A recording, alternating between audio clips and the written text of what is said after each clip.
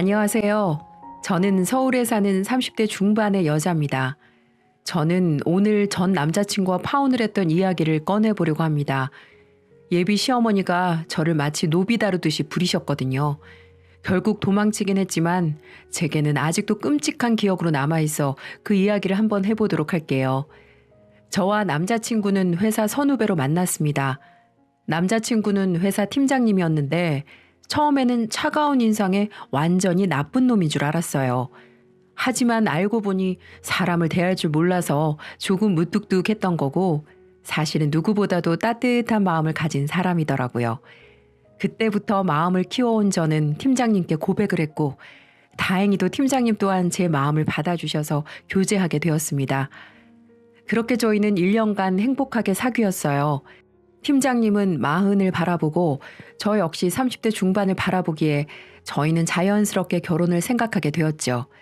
저희 부모님은 회사 근처에 살기에 종종 인사를 드릴 수 있었지만 남자친구의 어머님은 논산에 사셔서 한 번도 찾아뵐 기회가 없었어요.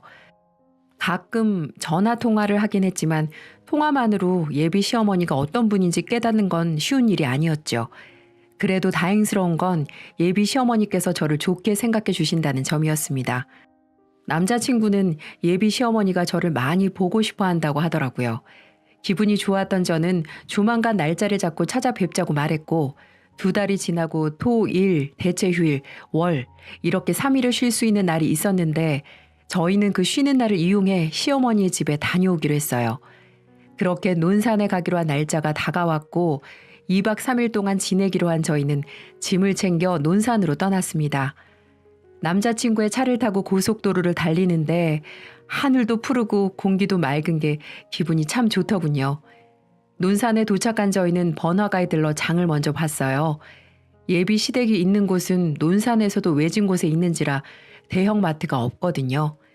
그래서 저희 커플은 이것저것 먹을 것과 예비 시어머니께 드릴 음식을 챙겼답니다. 그런데 남자친구가 맥주와 막걸리를 박스째로 담기 시작하더군요. 시아버님께서 돌아가신지라 식구라고는 예비 시어머니뿐인데 왜 그렇게 많은 술을 챙기냐고 물었습니다. 저희 커플은 술을 그렇게 즐기지 않거든요. 아, 엄마가 사오라고 했어. 나 오랜만에 간다고 동네 어르신들 다 모인다고 하셨거든. 남자친구는 동네 어르신들이 작은 잔치를 여신다고 하더라고요. 별 말은 하지 않았지만 어쩐지 좀 불편했습니다. 예비 며느리인 제가 인사를 가는데 동네 어르신들을 초대하는 게 좀 그랬거든요. 심지어 남자친구는 마트 여성복 코너에 들러서 몇 가지 옷을 골라주었습니다. 입고 온 옷이 있는데 옷을 왜 사느냐고 물으니까 어르신들한테 잘 보이려면 그분들이 좋아하는 옷을 입어야 한다고 하더군요.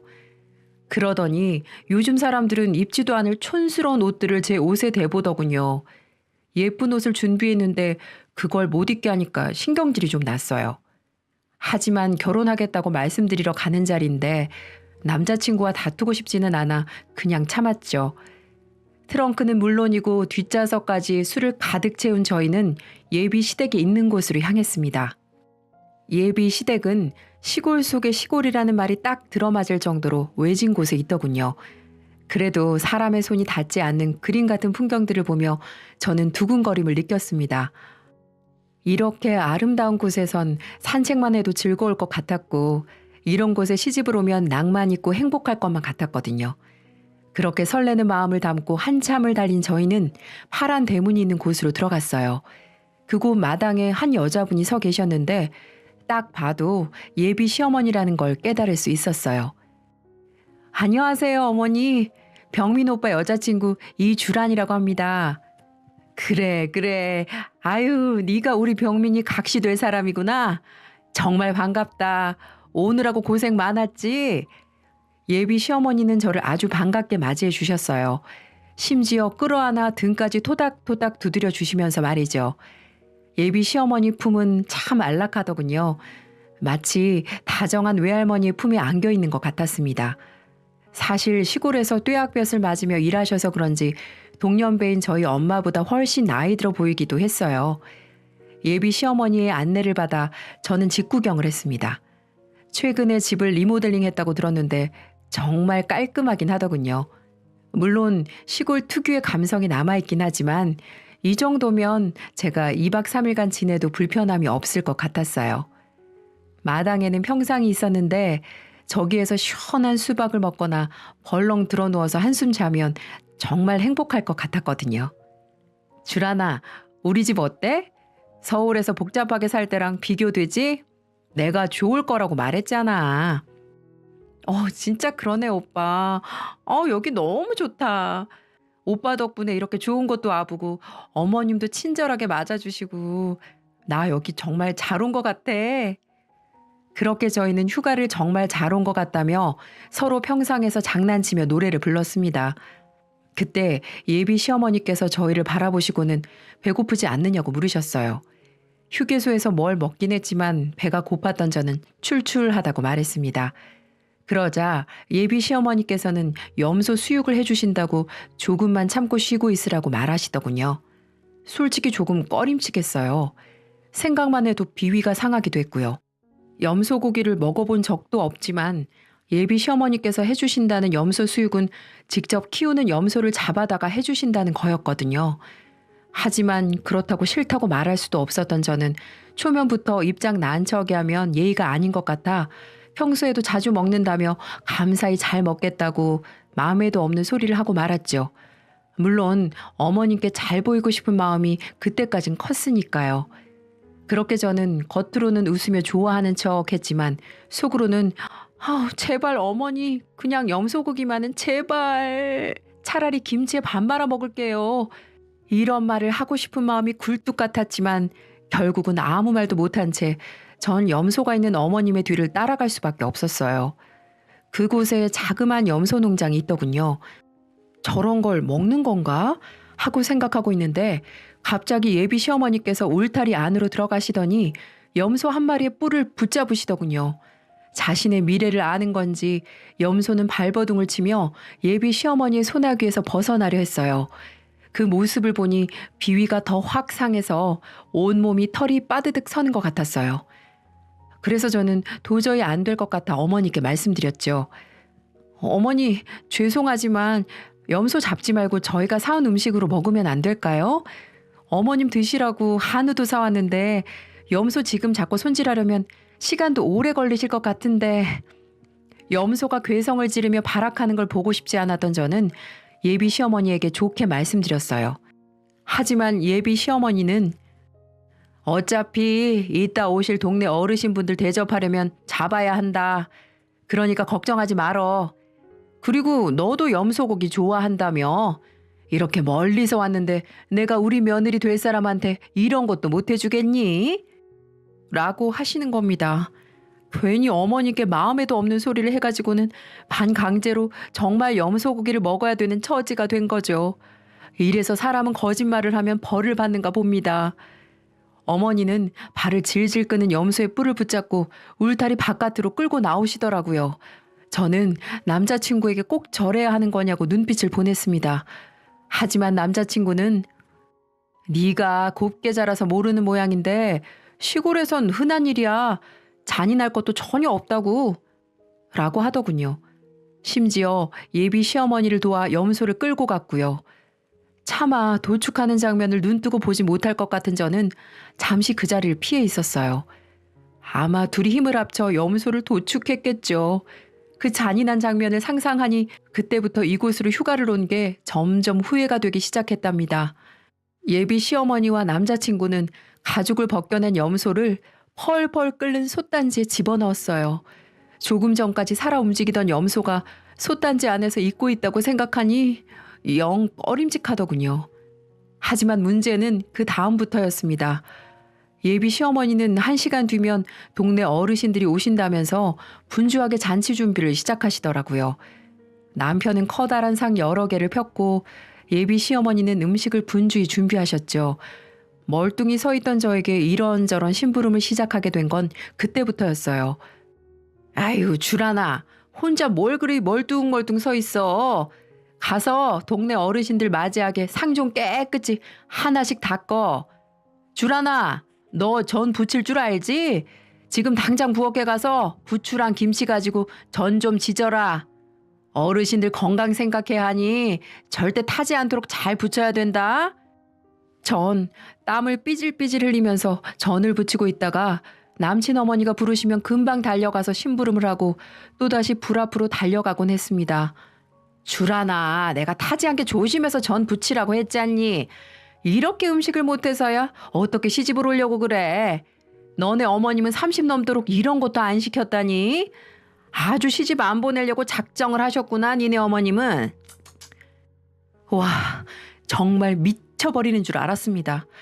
제가 이곳에 온 이유는 단지 어머니께 결혼 전에 인사를 드리러 온 죄밖에 없는데 내가 무슨 이 집 종도 아니고 이것저것 시킬 수가 있나요? 순전히 지금 이 동네 어르신들이 모인 이유는 남친 어머니가 동네에 다 소문을 내셔서 며느리가 왔다며 동네 사람들한테 인사시키겠다고 마련한 자리인 건 알지만 사람이 정도라는 게 있는데 시간이 갈수록 그 정도라는 게 지나치니까 당장이라도 여기서 뛰쳐나가고만 싶었어요. 평생 잘 해보지도 않은 설거지에 쪼그려 앉아서 전을 붙이고 있으니 날씨는 덥지 불은 뜨겁지 제 마음도 활활 불타버리는 것만 같았습니다. 당장 도망치고 싶었지만 그럴 수도 없었어요.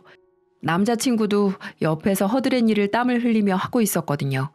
그래서 전 그래, 오늘 밤은 내가 와서 이런 자리 만들어주신 건데 오늘 밤만 딱 이해해드리자. 아들이 며느리 될 사람 데리고 왔는데 얼마나 자랑을 하고 싶으셨겠어. 라며 스스로 위안을 삼으려고 노력했습니다. 하지만 그건 저만의 대단한 착각이었어요. 아휴, 1시간 정도가 흐르자 정말 동네 어르신들이 하나둘씩 예비 시댁으로 오시더군요. 그분들은 옹기종기 모여 앉아 염소 수육을 드시고 저와 남자친구가 사온 맥주에 막걸리를 정신없이 비우셨습니다. 예비 시어머니께서 제게도 염소 수육을 해주시긴 하셨지만 그건 그저 접시에 대충 덜어 부엌 한켠에 놓아둔 것뿐이었어요. 심지어 동네 어르신들이 심부름을 엄청나게 시키는 바람에 그것마저 제대로 먹지도 못했네요. 해가 지고 밤이 되자 동네 어르신들이 돌아가셨어요. 그분들의 틈바구니에 껴서 막걸리를 잔뜩 들이키시던 예비 시어머니는 산더미 같은 설거지를 두고서 술에 취한 채 그냥 마당 평상에서 주무시더라고요. 모든 걸 우리한테 마치 맡겨버린 모습인 것만 같았습니다. 그래서 어쩔 수 없이 남친이랑 또 서서 설거지를 하기 시작할 수밖에 없었죠. 이게 웬 고생인지 모르겠더라고요. 남친과 함께 설거지와 뒷정리까지 끝내고 나니 자정을 훌쩍 넘겼더라고요. 자정을 넘겨서야 뒷정리를 끝낸 저희는 피곤한 나머지 눕자마자 바로 골아떨어지고 말았습니다. 얼마나 그날이 악몽 같았으면 꿈에서도 마치 현실처럼 내가 계속 기계처럼 어머니 시중을 들고 있는 것 같았어요. 다음 날 아침 깊은 잠에 빠져들고 있을 때쯤 누군가가 저를 흔들어 깨우는 겁니다. 처음에는 남자친구인 줄 알고 오빠, 나 너무 피곤해서 그런데 조금만 더 잘게. 몸이 너무 무거워서 지금 못 일어나겠어. 라고 했는데 꿈에서도 듣기 싫은 그 목소리가 들리는 겁니다. 얘, 너 지금 잠꼬대 하니? 지금 시간이 벌써 7시가 돼가는데 아직도 이러고 있어? 얼른 채비해라. 밭에 가서 고추 좀 따러 가자꾸나. 네, 어머니. 아휴, 이 시간에 갑자기 고추라니요. 오늘도 누구 오시나요? 아유, 그게 아니라 올해 고추 농사가 잘 돼서 니네 집에도 좀 담아서 보내주려고 한다. 그러니까 어서 채비해. 어머니, 저희 집에 고추 겁나 많아요. 굳이 안 그러셔도 돼요, 어머니. 뭘 안 그래도 돼. 사돈들 분들인데 이 시애미가 키우는 고추 좀 보내주는 거는 사돈간의 정으로 보내준다는 건데 잔말 말고 어서 일어나. 그리고 이거 입고 10분 뒤에 나와라. 어머니! 어머님이 주신 거는 정말 말로만 들었던 몸빼 바지였어요. 알록달록 색상이 섞인 그 몸빼 바지 말이에요. 30평생 살면서 단 한 번도 입어본 적이 없었는데 대단한 시어머니 되실 분 때문에 전 그 몸빼 바지를 입고 있는 처지까지 되어버렸죠. 기가 찼지만 밭일하는데 제 옷이 더러워지는 게 싫어서 일단 입긴 입었어요. 그렇게 시어머니와 밭으로 향하는데 남자친구는 코를 드르렁드르렁 고는 소리가 들리더군요.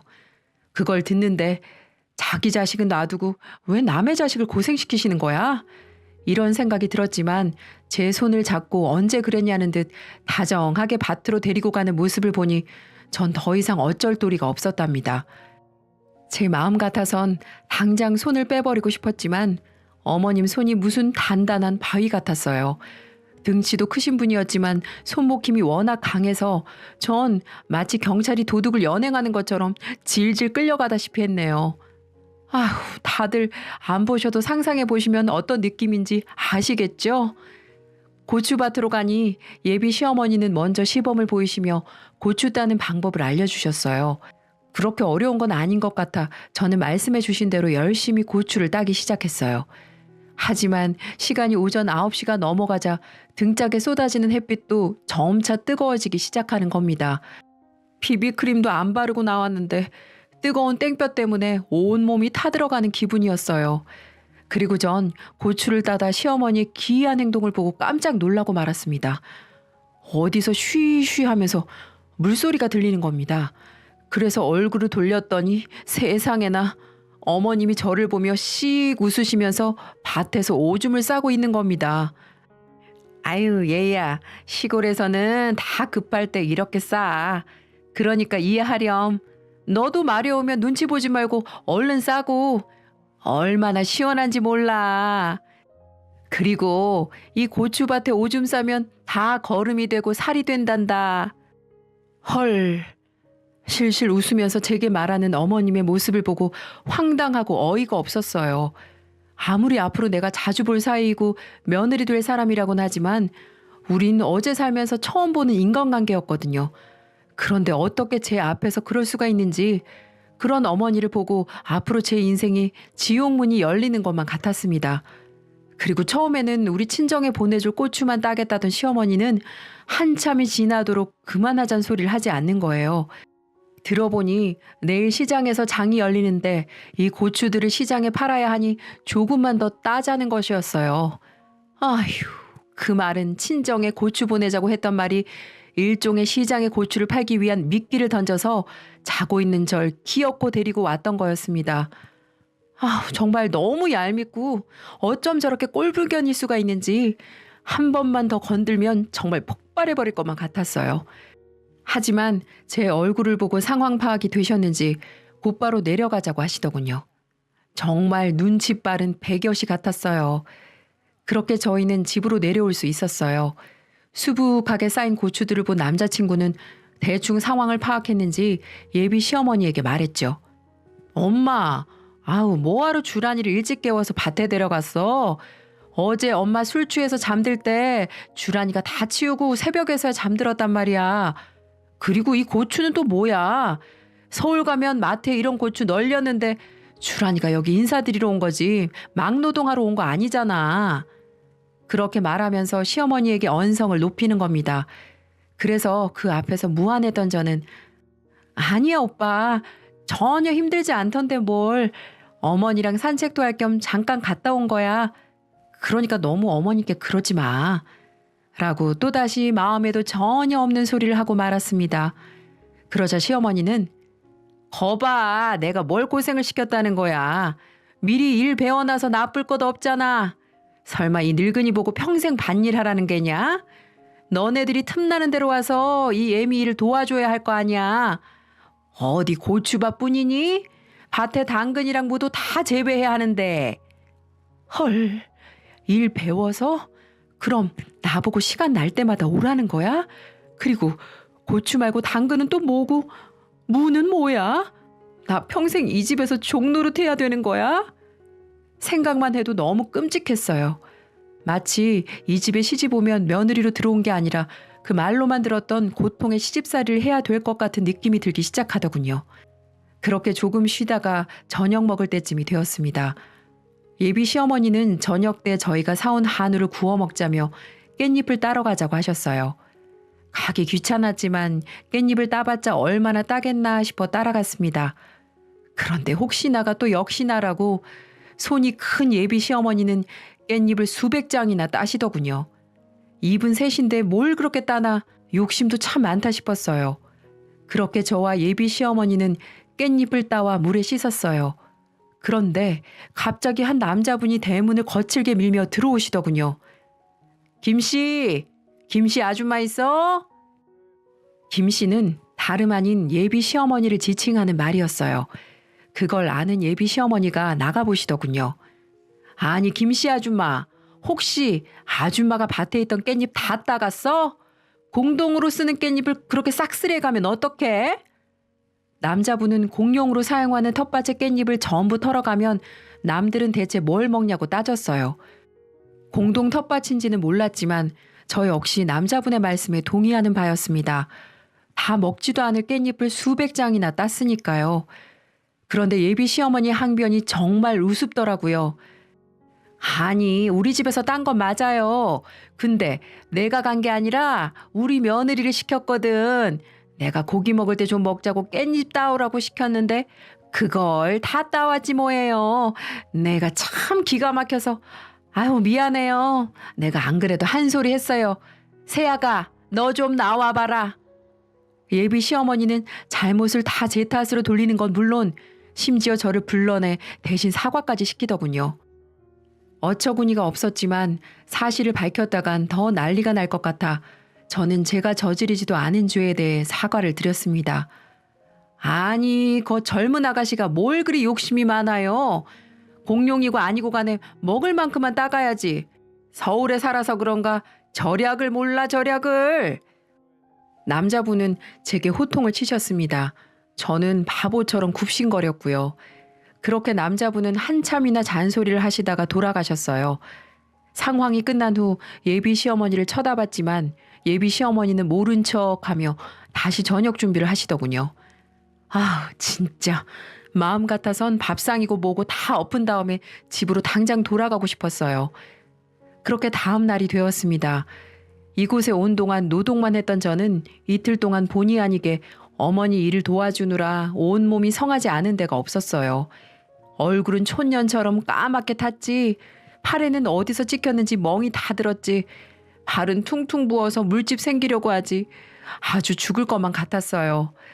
그래서 마지막 날인데 오늘만은 일을 안 시키겠지 했는데 저 멀리서 점점 검은 그림자가 퍼걱퍼걱 걸어오는 소리가 들렸습니다.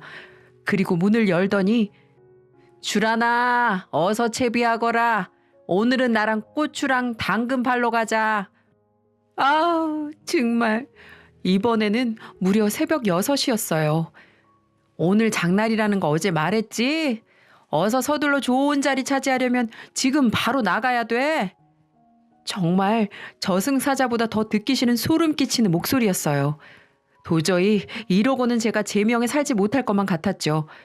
다시 한번 몸빼바지를 건네준 어머니에게 대놓고는 말을 하지 못할 것 같고 저는 머리를 굴리기 시작했습니다. 어떻게든 이곳에서 빠져나가야만 했으니까요. 그래서 전 어머니께 일단 알겠다고 말하고는 오늘은 샤워 좀 해야 할 것 같다고 말하며 빨리 씻고 나온다고 말을 한 뒤 바로 화장실로 향했습니다. 그리고는 물소리 나게 수도꼭지만 틀어놓고 전 제 휴대폰으로 카카오 콜택시를 호출하기 시작했어요. 아무리 시골이라고는 하지만 조금만 가면 읍내고 시내이니까 금방 잡힐 수도 있을 것 같았어요. 그렇게 전 제발 택시가 잡히기만을 간절히 기도하고 기도했습니다. 그리고 제게 날라온 문자 한 통. 23분 뒤 도착. 네, 맞아요. 23분 뒤에 이곳에 도착을 한다는 문자였어요. 그래서 전 어떻게든 그 순간부터 23분을 버텨야만 했습니다. 버티지 않으면 전 꼼짝없이 시어머니한테 잡혀서 시장에 가서 고추를 팔게 되는 신세가 될 테니까요. 어머님은 화장실 문을 세게 두드리면서 아니 얘가 시간 없다니까 대충 씻고 나올 것이지 왜 이렇게 오래 걸리니? 라며 자꾸 재촉을 하셨습니다. 그 23분이 마치 2시간도 넘는 것 같았어요. 그렇게 기다리고 있다가 조용히 화장실 밖으로 나오니 어머님이 안 보이는 겁니다. 보니까 다른 집안일을 제가 씻고 있는 동안 하고 있는 것 같았어요. 전 그때를 노리고 제 짐도 버려둔 채 쏜살같이 호출한 택시를 타기 위해 뛰어나갔습니다. 그 순간에는 짐이고 뭐고 남편도 다 필요 없었어요. 무조건 이 집에서 나가야만 한다는 생각만 갖고 있었으니까요.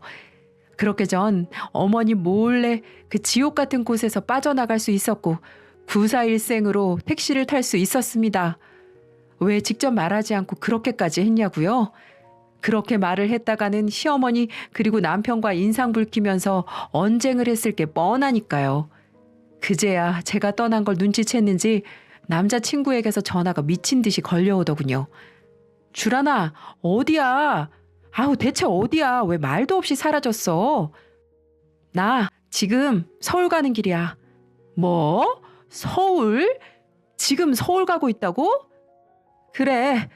오빠랑 오빠네 엄마 꼴도 보기 싫어서 올라가는 길이야. 덕분에 여름 휴가 아주 잘 보내고 간다. 내가 이번 여름 휴가 보내고 느낀 점은 오빠네 집안 며느리로 들어갔다간 절대 안 된다는 거야.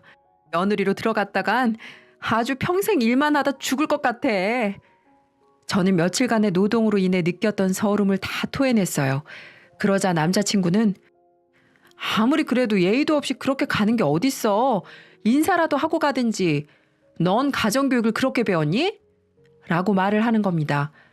분명 자기도 자기네 집 가서 내가 생고생하는 거 눈으로 봤을 텐데 우리 집 가정교육 예의 운운하며 본인 시어머니 편을 드니까 역시 그 어머니의 그 나물이라는 생각이 들었어요. 그래서 나 오빠랑 결혼 안 해.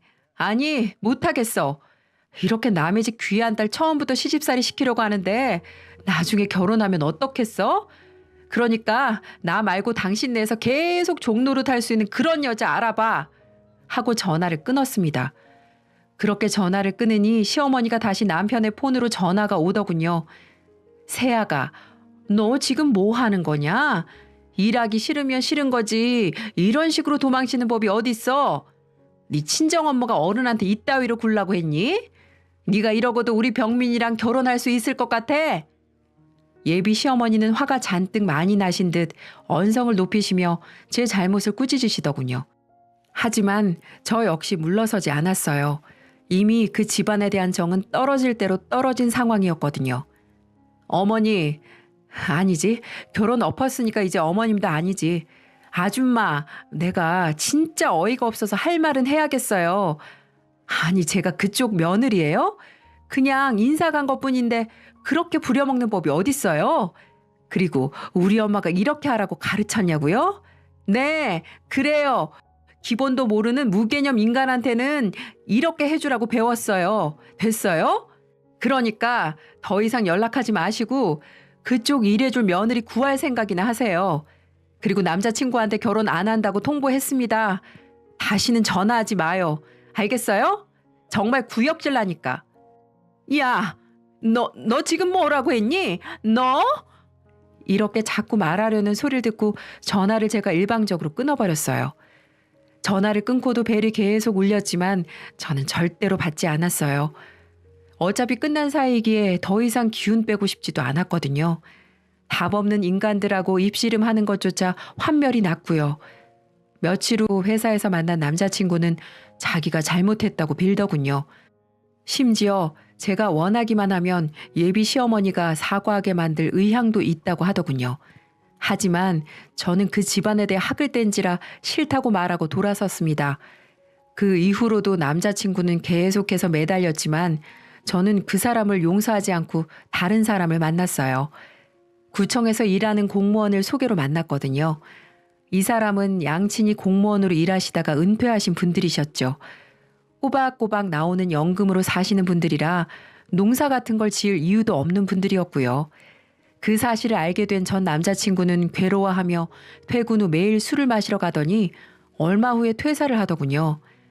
회사 동료를 통해 들으니까 다른 사람과 만나는 제 모습을 보는 게 너무 힘들었다는 게 퇴사 이유였어요. 조금 안쓰럽다는 느낌이 들었지만 그 감정도 오래가지 않더군요. 회사도 전 남자친구를 금세 잊었고요.